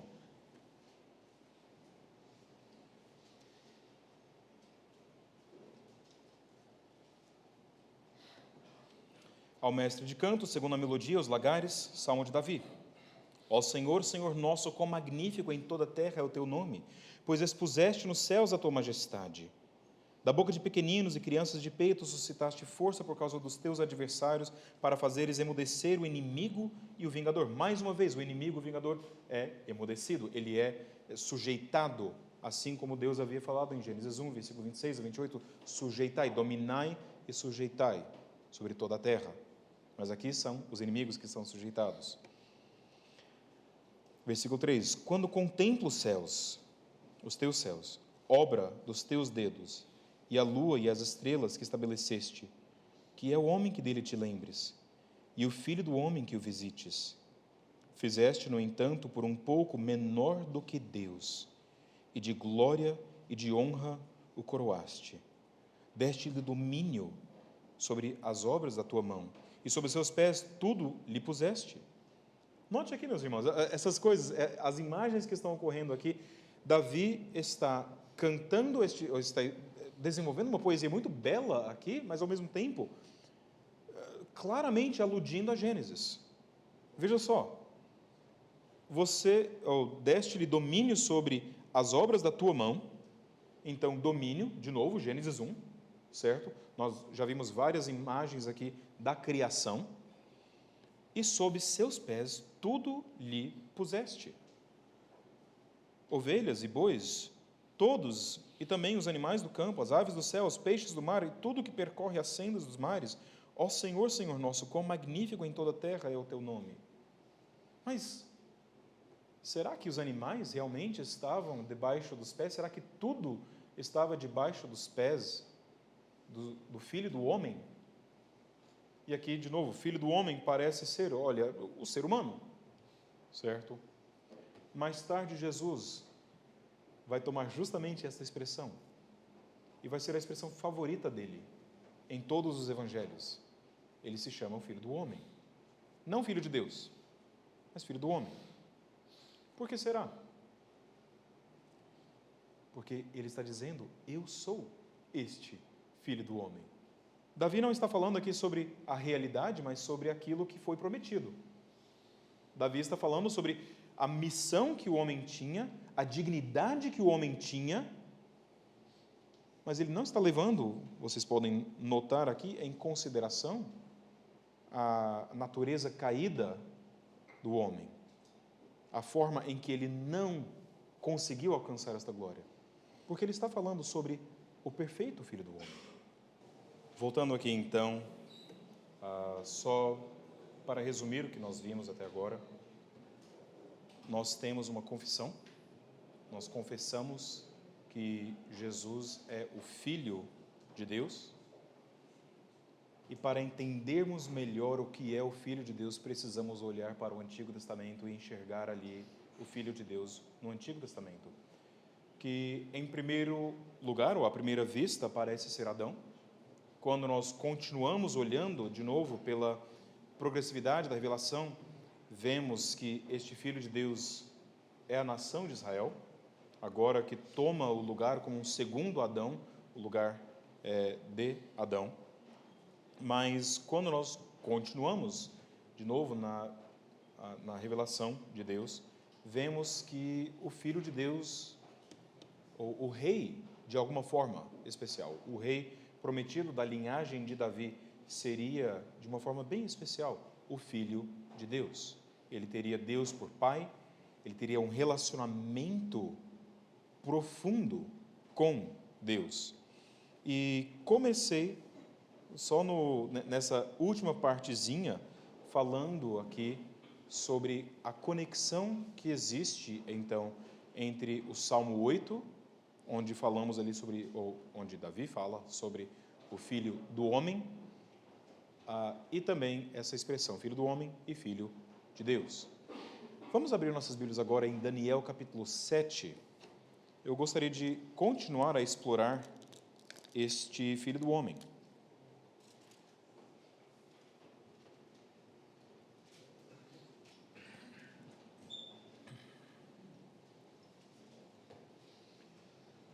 Em Daniel 7, então, nós vemos uma visão de Daniel.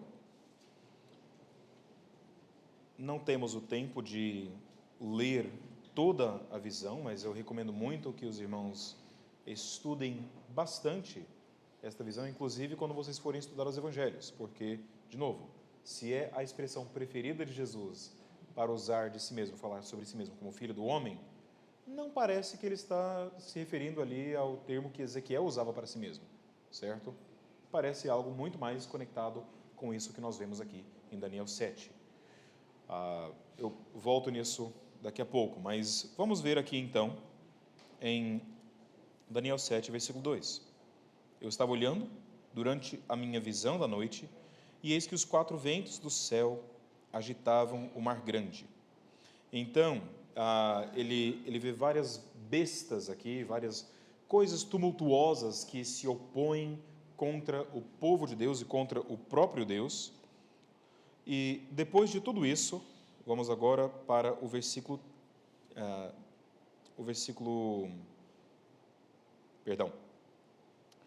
13.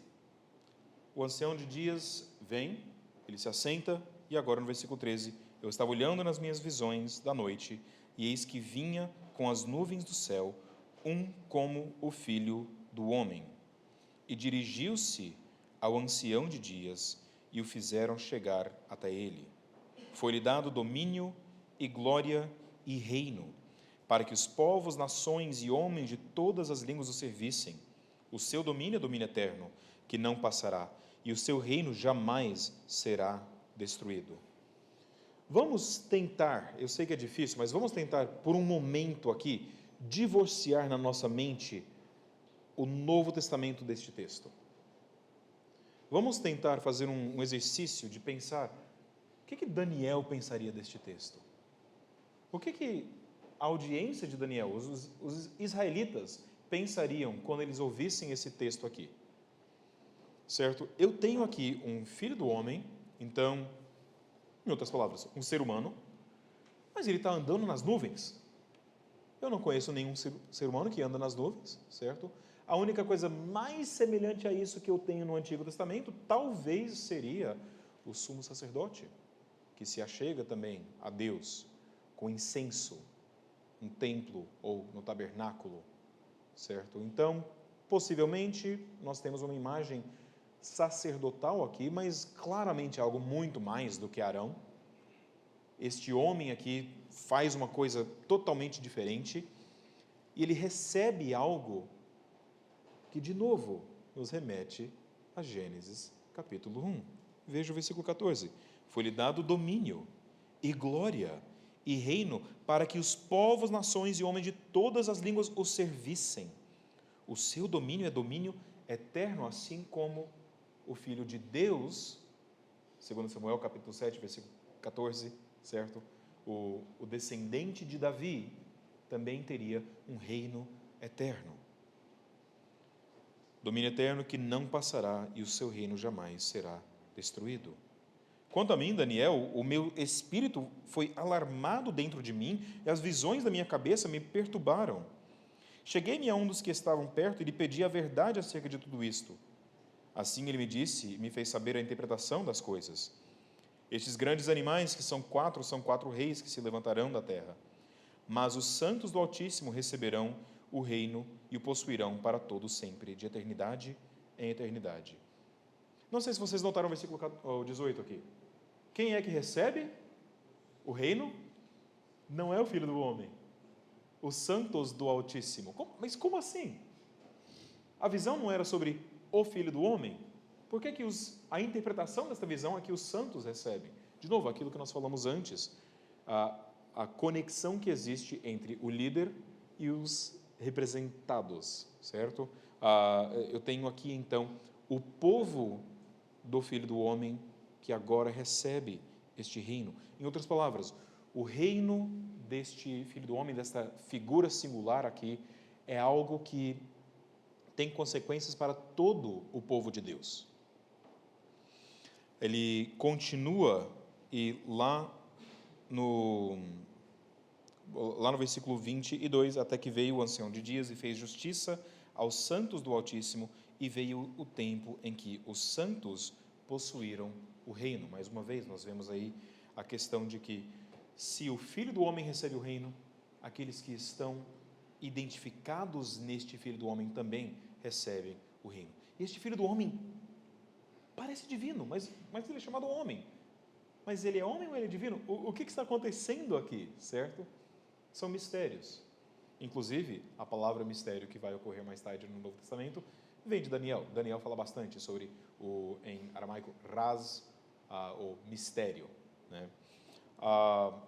Bom, de qualquer forma, aqui então, existe este mistério, mas claramente aqui também o Filho do Homem está conectado com o Filho de Deus. Agora sim, eu vou pular bastante, tem muitas outras coisas que nós poderíamos ver nos profetas, acerca do Filho de Deus, acerca de Israel, acerca da expectativa de um novo Adão, mas eu creio que seria bom nós irmos agora para o Novo Testamento, e deixa eu explicar um pouco por que Jesus decide usar o termo Filho do Homem. Vamos imaginar que Jesus não dissesse eu sou o Filho do Homem, ou não falasse acerca do Filho do Homem. Vamos imaginar que Jesus chegasse pregando acerca do Cristo, acerca do Messias. Messias, Cristo, Messias seria o hebraico, Mashiach, Cristo vem do grego, Christos, os dois significam ungido, certo? Então, imagine se ele tivesse dito isso. Deixa eu te ensinar aqui sobre o ungido de Deus. É você? Quem que os judeus imaginavam ser o ungido de Deus? Quem que Pedro queria como Messias? Alguém que trouxesse vingança contra Roma, alguém que trouxesse libertação contra Roma, alguém que trouxesse poderio militar e finalmente quebrasse o jugo dos opressores. E Jesus veio para trazer libertação, mas não desse tipo, não é? Ele veio para trazer outro tipo de libertação. Então ele não fala sobre o Messias. Ele não fala sobre... ele não usa vários outros termos que seriam termos talvez comuns. Ele não fala filho de Davi, muitas vezes. Ele não se refere a si mesmo desta forma. O que ele faz? Abram suas Bíblias em João capítulo 8.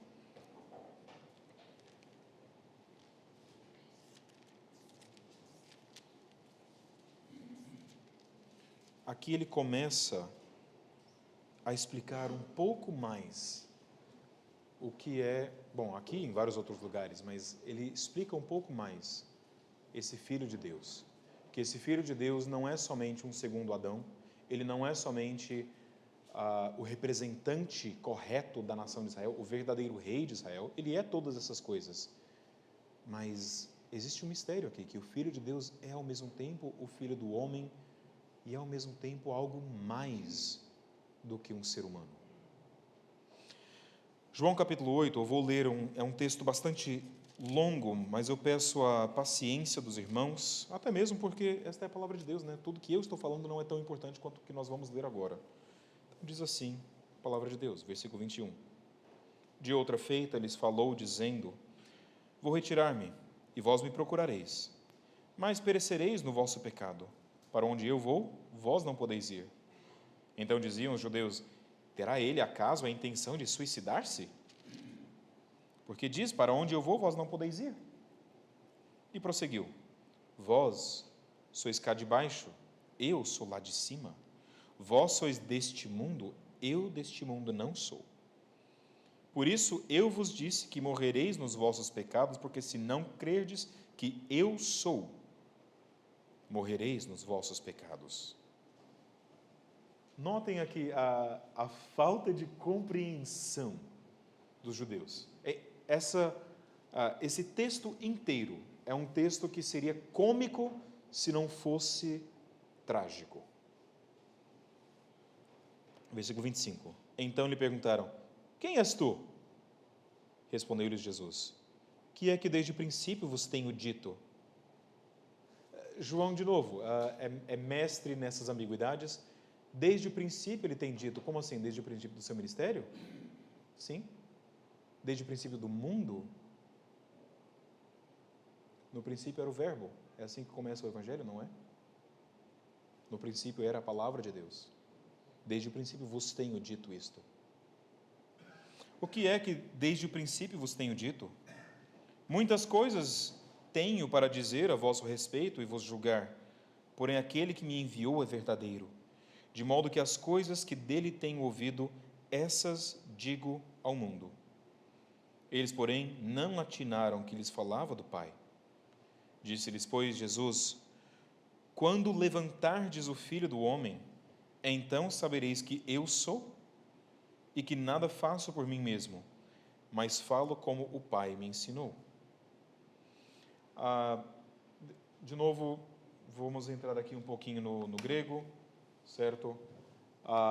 Eu sou, ego, e, acento daquele, pronto. Ego e mi.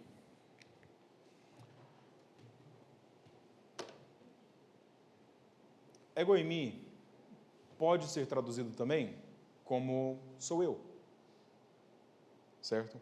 A gente lê o eu sou, até mesmo se você estiver lendo da versão Almeida Revista Atualizada, você verá, está em caixa alta, então, claramente Jesus estava fazendo aqui uma referência a si mesmo como o Deus de Êxodo 3, versículo 14, aquele que se declarou a Moisés e declarou o seu nome: eu sou quem eu sou. Ao mesmo tempo, o que os judeus estão ouvindo toda vez que ele diz eu sou? Sou eu, certo? Então, aqui disse-lhes, pois, Jesus: quando levantares o Filho do Homem, então sabereis que sou eu. Então você está dizendo que você é o Filho do Homem, certo? É isso que eles estão ouvindo. Mas não é isso que Jesus está dizendo. Sabereis que eu sou, e que nada faço por mim mesmo, mas falo como o Pai me ensinou. Meus irmãos, não sei por que a teologia liberal não consegue enxergar, a não ser pela mesma cegueira que os judeus tinham, claramente o texto bíblico, tanto do Antigo quanto do Novo Testamento, atesta a divindade de Jesus. Esse versículo aqui em si diz o quê? Quando levantares o Filho do Homem. Primeiro, levantar aqui, o que significa?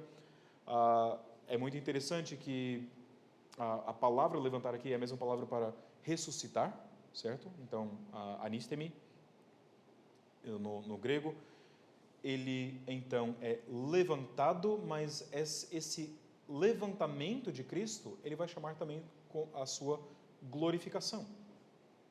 Mas esta glorificação é justamente o levantar na cruz. Mais uma ambiguidade aqui do Evangelho de João. Aliás, tem muitas pessoas que falam assim, você quer aprender um pouco mais sobre o Evangelho?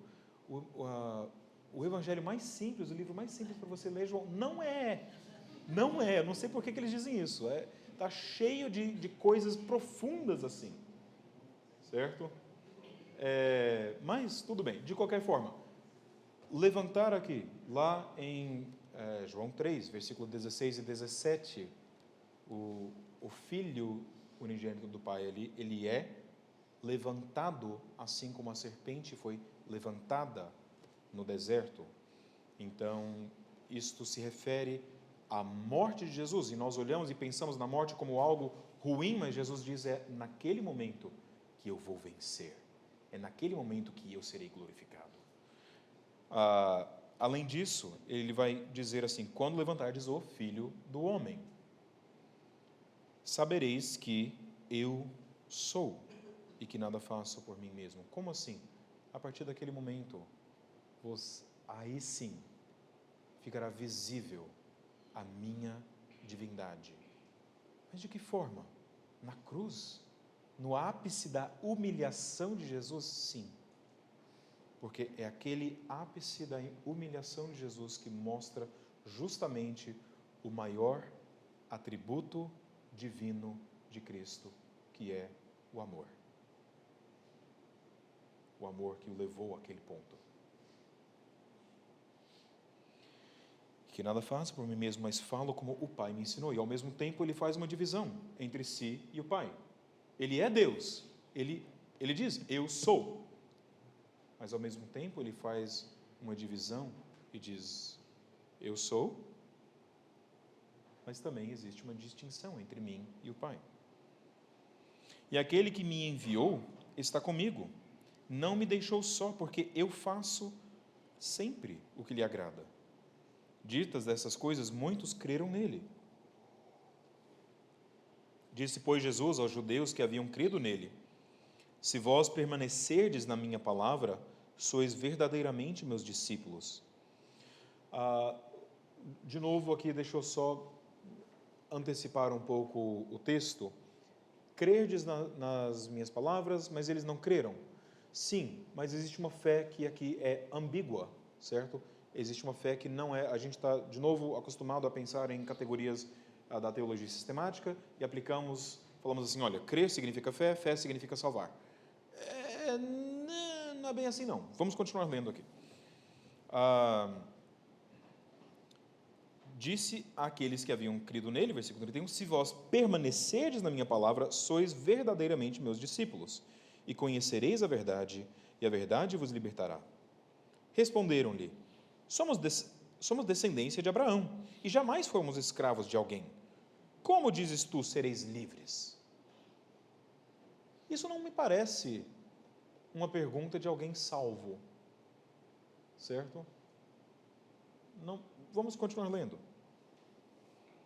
Replicou-lhes Jesus, em verdade vos digo, todo o que comete pecado é escravo do pecado.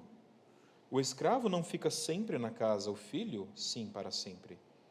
Se, pois, o Filho vos libertar, verdadeiramente sereis livres. E, de novo, aqui ele fala, olha, vocês devem ser filhos, mas como que você pode ser filho? Se o Filho te libertar, você poderá ser adotado, certo? E aqui está uma coisa que nós veremos daqui a pouco também, quando nós falamos sobre a divindade de Jesus, quando nós falamos sobre o fato dele ser Filho de Deus, o que isso significa para nós? eu não posso ser filho de Deus se não for pelo Filho de Deus. Nós vamos voltar nisso daqui a pouco, mas continuando aqui. Bem sei que sois descendência de Abraão, contudo, procurais matar-me, porque a minha palavra não está em vós. Eu falo das coisas que vi junto de meu pai, vós, porém, fazeis o que vistes em vosso pai. Então lhe responderam: nosso pai é Abraão. Disse-lhe Jesus: se sois filhos de Abraão, praticai as obras de Abraão. Mas agora procurais matar-me. De novo, não é uma crença verdadeira aqui. Se fosse um crente fiel, salvo em Cristo Jesus, eles não estariam procurando matar Jesus. Então, o que significa aquela crença lá do versículo 30? É uma crença em que, beleza, vamos continuar ouvindo esse cara. A gente dá um pouquinho de credibilidade para ele, certo? Continuando aqui, então, no versículo 39, nosso pai é Abraão, disse-lhe Jesus: se sois filhos de Abraão, praticai as obras de Abraão, mas agora procurais matar-me, a mim, que vos tenho falado a verdade, que ouvi de Deus. Assim não procedeu Abraão. Vós fazeis as obras de vosso pai. Disseram-lhe eles: nós não somos bastardos, temos um pai que é Deus. Primeiro eles dizem que eles são filhos de Abraão, certo? Jesus diz: não, porque filho de peixe, peixinho é. Porque filho de Abraão vai ter a mesma fé de Abraão. Filho de Abraão vai viver assim como Abraão viveu. Vocês não são filhos de Abraão. E em vez, então, de entenderem o que ele estava dizendo, de aplicarem isso às suas vidas, eles dizem: não, nós temos um pai sim, nosso pai é Deus. Quero ver agora Jesus. Sabe por quê? Porque lá em Êxodo 4, versículo 23, eles não tinham esses versículos, mas lá em Êxodo, Deus disse que nós somos o primogênito de Deus. Nós somos filhos de Deus. Vamos continuar lendo aqui no versículo 42. Replicou-lhes Jesus: se Deus fosse de fato vosso Pai, certamente me haveríeis de amar, porque eu vim de Deus e aqui estou, pois não vim de mim mesmo, mas Ele me enviou. Qual a razão por que não compreendeis a minha linguagem? É porque sois incapazes de ouvir a minha palavra. Vós sois do diabo, que é o vosso pai, e quereis satisfazer-lhe os desejos. Ele foi homicida desde o princípio e jamais se firmou na verdade, porque nele não há verdade. Quando ele profere mentira, fala do que lhe é próprio, porque é mentiroso e pai da mentira. Eu não sei como eles continuaram a ouvir as palavras de Jesus aqui depois de serem chamados filhos do diabo, certo? Mas note claramente o que Jesus está dizendo. Só existem duas opções. Ou você é filho de Deus, ou você é filho do diabo. Ou você é descendência da mulher, ou você é descendência da serpente. Essas são as duas opções. E vocês estão mostrando pelas suas obras que vocês, na verdade, pertencem à serpente e não a Deus. Em outras palavras, vocês não são filhos de Deus, vocês não são nem verdadeiros israelitas.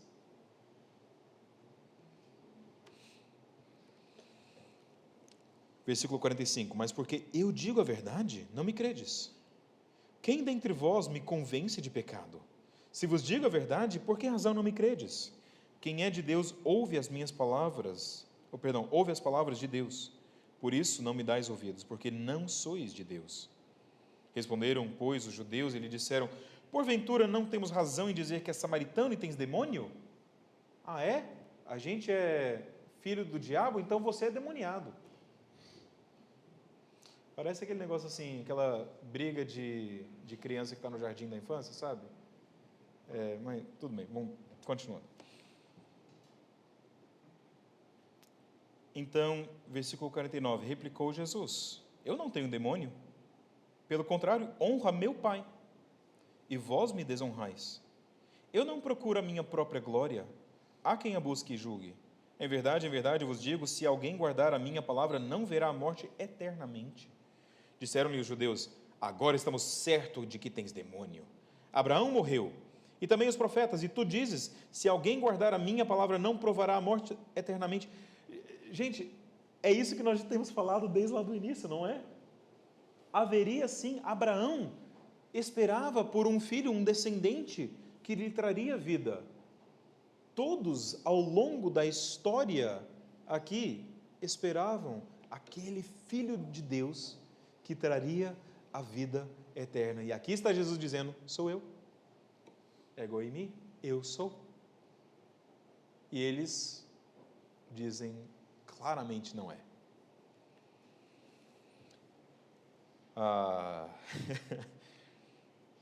Versículo 53. És maior do que Abraão, o nosso pai que morreu? Também os profetas morreram. Quem, pois, te fazes ser? Respondeu Jesus, se eu me glorifico a mim mesmo, a minha glória nada é. Quem me glorifica é meu Pai, o qual vós dizeis que é vosso Deus. Em outras palavras, eu sou o Filho de Deus. Entretanto, vós não o tendes conhecido. Eu, porém, o conheço. Se eu disser que não o conheço, serei como vós, mentiroso. Mas eu o conheço e guardo a sua palavra. Abraão, vosso pai, alegrou-se por ver o meu dia, viu-o e regozijou-se. Perguntaram-lhe, pois, os judeus, ainda não tens 50 anos e viste Abraão?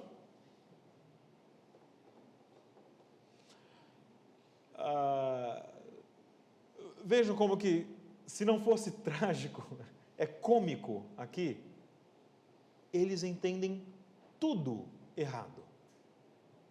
Filtram tudo pela mentira de Satanás.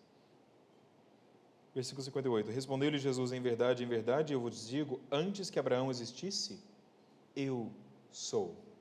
Aqui não tem como negar mais. Jesus não faz sentido dizer, antes que Abraão existisse, sou eu. Sou eu, como assim? Não faz sentido. Agora eles entendem. Espera aí, você está dizendo que você é Deus? Então pegaram em pedras para atirarem nele, mas Jesus se ocultou e saiu do templo.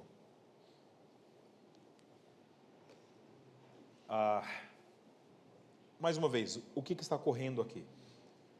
O que nós vemos aqui é Jesus dizendo claramente a verdade, mas aqueles que são semente, descendência de Satanás, não conseguem ouvir, não conseguem entender essa verdade. Jesus diz, ele revela muito acerca de quem é agora o Filho de Deus. O Filho de Deus não é somente rei. O Filho de Deus é de fato da mesma essência de Deus. Ele é Deus. Como vemos lá no último versículo, eu sou, antes mesmo que Abraão existisse. E aqui nós não podemos concordar nem com os mormons que dizem que ele se tornou Deus, ele diz, antes de Abraão, eu já sou, eu sou. Nós não podemos concordar com os testemunhos de Jeová, que dizem, não, ele foi o primeiro criado. Então ele não diria, eu sou. Ele diria, eu fui criado. Não é isso que a Bíblia diz, não é isso que Jesus disse. Ele disse, antes mesmo que Abraão existisse, eu sou. E agora então nós olhamos de novo lá para Gênesis 1 e pensamos sobre como que Adão foi criado à imagem de Deus, mas já existia uma imagem de Deus muito melhor. A imagem de Adão ali então, é simplesmente uma pequena parcela daquilo que a verdadeira e plena imagem de Deus já era. Vamos abrir nossas Bíblias agora em Colossenses. Mais um texto rico que nos ensina acerca da divindade de Cristo, do fato dele ser o Filho de Deus.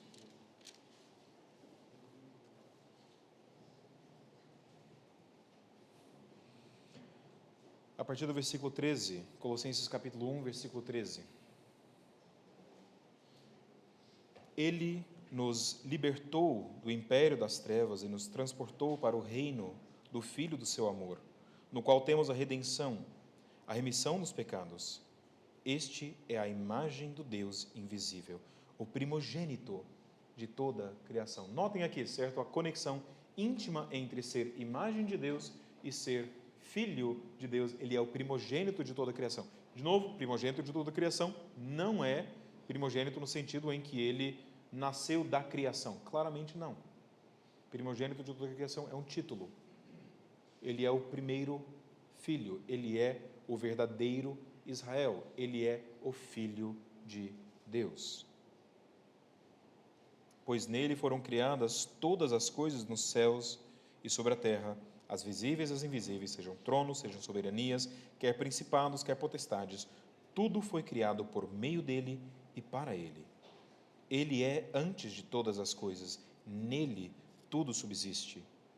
Ele é a cabeça do corpo, da igreja. Ele é o princípio, o primogênito entre os mortos, para em todas as coisas ter a primazia, porque aprove a Deus que nele residisse toda a plenitude, e que, havendo feito a paz pelo sangue de sua cruz, por meio dele reconciliasse consigo mesmo todas as coisas, quer sobre a terra, quer nos céus. Quando nós então falamos sobre a nossa confissão, falamos sobre a divindade de Jesus, falamos sobre Jesus como Filho de Deus, o que significa isso? Significa que ele é a perfeita representação, a perfeita imagem de Deus. Mas significa mais do que isso. Significa também que ele é aquele por meio do qual as promessas de Deus de vida e de reconciliação, como nós vimos aqui, entre o céu e a terra que agora está imunda pelo pecado, como ela será resgatada, como serão resgatados até mesmo aqueles que anseiam pela vida, é por meio deste Filho de Deus. É por meio daquele que foi prometido em Gênesis 3. O Filho de Deus é também o início, o princípio, o primogênito dos mortos, o princípio de uma nova criação. Por quê? Porque ele é o próprio Deus, ele tem em si toda a vida. Mais um texto, Hebreus, capítulo 1.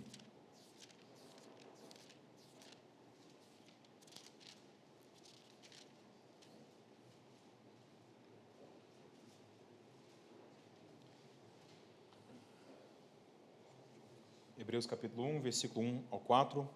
Havendo Deus outrora falado muitas vezes e de muitas maneiras aos pais pelos profetas, nestes últimos dias nos falou pelo Filho, a quem constituiu herdeiro de todas as coisas, pelo qual também fez o universo. Ele que é o resplendor da glória e a expressão exata do seu ser, sustentando todas as coisas pela palavra do seu poder, depois de ter feito a purificação dos pecados, assentou-se à direita da majestade nas alturas, tendo se tornado tão superior aos anjos, quanto herdou mais excelente nome do que eles.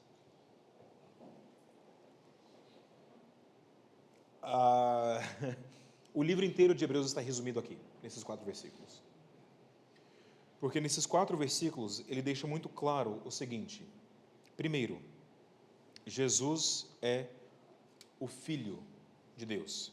Mas ele é filho de 2 formas aqui. Ele é filho como o rei, aquele que foi constituído por Deus, como nós vimos, herdeiro de todas as coisas, mas também ele é filho porque por meio dele todas as coisas foram criadas. Eu vejo a mesma coisa ocorrendo em Romanos, capítulo 1. Vamos voltar ali agora para Romanos.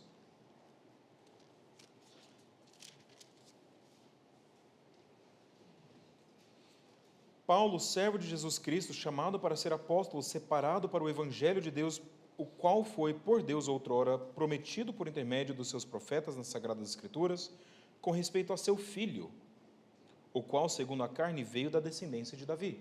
Então, ele é o filho, porque, segundo Samuel capítulo 7, versículo 14, o filho é rei, certo? O qual, segundo a carne, veio da descendência de Davi, e foi designado filho de Deus com poder. Como Como assim? Peraí. Ele já não era filho de Deus? Ele já não era a segunda pessoa da Trindade? Ele foi designado com poder. Como assim? Ele foi designado, e aqui filho de Deus é o título que se refere ao filho ou descendente de Davi. Ele foi designado o filho de Deus, aquele prometido em 2 Samuel capítulo 7, versículo 14, pela boca de Deus para Davi, é Jesus, designado com poder, segundo o Espírito de Santidade, pela ressurreição dos mortos, a saber, Jesus Cristo nosso Senhor. Como é que isso ocorre pela ressurreição dos mortos? Como é que é na ressurreição que ele é designado o herdeiro de todas as promessas? Como é que ali nota-se que ele é filho de Deus? Ali, como nós vimos em João, ele é levantado e agora nós reconhecemos o eu sou. Porque em momento algum, em toda a história da humanidade, alguém conseguiu se ressuscitar. Alguém conseguiu derrotar a morte. Alguém conseguiu colocar debaixo dos seus pés os seus inimigos. E agora aqui está, pela ressurreição, é justamente isso que Jesus faz. É pela ressurreição agora que ele se coloca como filho de Deus. Ele inaugura o seu reino, não que ele não era eternamente filho de Deus, nós já vimos isso em outros textos e até mesmo aqui. Mas neste momento ele toma para si também o nome e o título Filho de Deus. A Bíblia é rica, meus irmãos, e eu acho que às vezes nós não prestamos muita atenção nesses detalhes menores por não buscarmos entender melhor a palavra de Deus, não buscarmos ler mais a palavra de Deus. Mas é justamente por causa disso, por causa dele ter alcançado esta vitória como Filho de Deus, que existem agora também consequências para nós. Vamos para Romanos 8.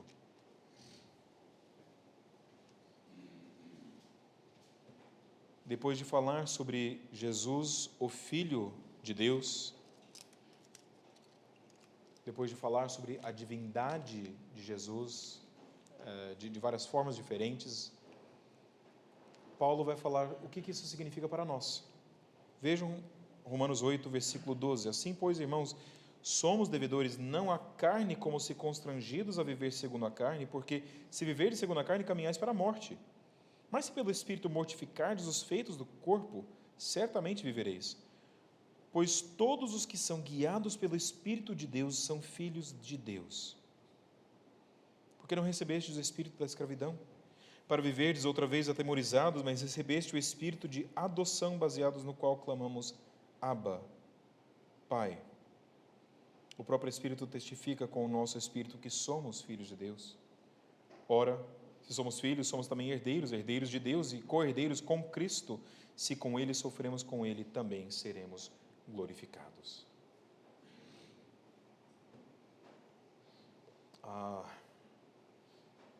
Quando nós falamos sobre a beleza de Jesus Cristo ser o Filho de Deus, nós estamos falando, é nele que todas aquelas promessas que aguardavam, que ansiavam, que desejavam ser cumpridas por séculos e séculos e séculos e não eram, nele são. Agora, o Filho de Deus, que veio ao mundo, que revela a sua divindade, revela o perfeito caráter do nosso Deus, diz, vocês também podem ser filhos de Deus. Não na mesma medida, de novo, não estamos falando aqui que nós nos transformaremos em deuses, mas de fato, verdadeiramente, mesmo que em grau diferente, somos e ainda seremos filhos de Deus. Porque vejam o versículo 18. Porque para mim tenho por certo que os sofrimentos do tempo presente não podem ser comparados com a glória a ser revelada em nós. A ardente expectativa da criação aguarda a revelação dos filhos de Deus. Pois a criação está sujeita à vaidade, não voluntariamente, mas por causa daquele que a sujeitou, na esperança de que a própria criação será redimida do cativeiro da corrupção para a liberdade da glória dos filhos de Deus. O que ele está dizendo aqui? Voltemos lá para Gênesis 1. Não precisamos abrir a Bíblia, mas vamos pensar ali. Em Gênesis 1, Deus cria o homem, o seu filho. Ele o coloca no jardim. E ele diz: sede fecundo, multiplicai-vos, dominai a terra, sujeitai os animais, etc. Qual que é a ideia? Vamos imaginar aqui que eles tivessem, que eles não houvessem sucumbido ao pecado. Adão e Eva, então, têm filhos, e eles têm filhos, e eles têm filhos, e eles têm filhos. De repente, o jardim não é suficiente para eles. O que eles precisam fazer? Bom, precisam fazer aquilo que Deus havia dito para Adão em Gênesis 2, versículo 15: cultive a terra. Amplie o jardim, aquele lugar onde a minha santidade, onde eu caminho no meio dos homens entre o jardim na virada do dia, Gênesis 3, versículo 8, onde eu posso ter comunhão. Vamos ampliar esse lugar? Vamos continuar ampliando? Vamos ver se nós conseguimos encher a terra inteira da presença de imagens minhas que estão em perfeita comunhão comigo? Esse é o plano, esse sempre foi o plano para o mundo. Mas por causa do pecado, ela foi sujeitada à vaidade, à futilidade.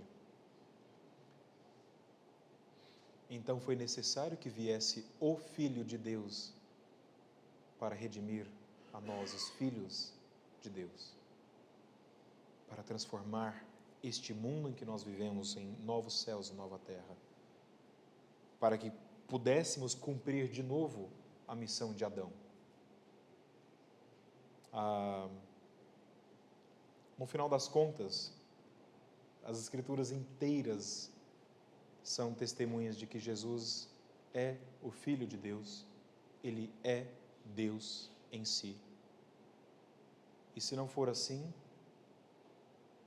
nós perdemos todo o Evangelho. Mas é essa a minha palestra. Eu gostaria de encerrar com uma breve oração e depois eu vou abrir para perguntas e respostas.